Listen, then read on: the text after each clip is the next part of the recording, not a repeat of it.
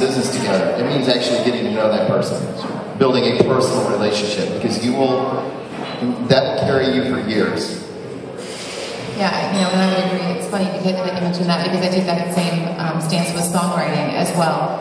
Not only, when you're actively engaged in a conversation and actually listening to what this person is saying, and not thinking of what you're going to say. I think that one of the keys to breaking a band is obviously you have to have a song, right? I mean, if you don't have a song, that's a given. You gotta have a song. And I think that a lot of people forget when they're writing a song.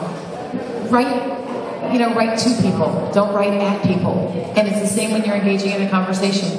You're talking to them. Don't talk at them. I think that it kind of globally across the whole music industry, if you always have that kind of playing in your mind, and you're actually just engaging people, whether you're on the stage and engaging an audience, or you're sitting across the table at a bar engaging a promoter, that counts for something. I mean, it's just, and you know when someone can do it. And I know from my perspective, when I am going out and scouting talent or looking at someone, I can see people who are stars or people who are engaged. I know there's at least one person in the audience who will get this. Why do you have 2 ears and 1 mouth? Listen more, talk less. And that's the key to engaging in those conversations. Be interested in the other person, ask questions, find out what they're about, and get to know them. Alright, moving on, because we are really getting short on time. I want to take questions from the audience.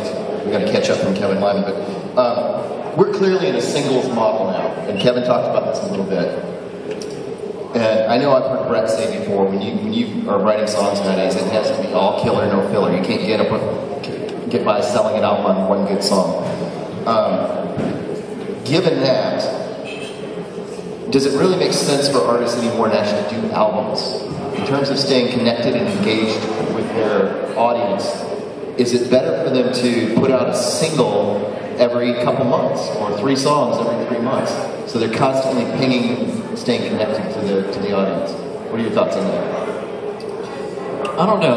I go back and forth with that. And there's certain bands that I want to hear albums from, and then there's certain bands that I want to hear singles from, and I think it's a case-by-case thing. But I think the band should be writing constantly and recording constantly, and what I try to promote to the bands that I work with, even if they're not coming to record with me, they should be recording songs, and in the process of building a repertoire of new songs at all times, because you're working something with a shelf life that's really short. And once you pass those songs out to your A&R people and your management people, and you don't get any bites, well, that's old news.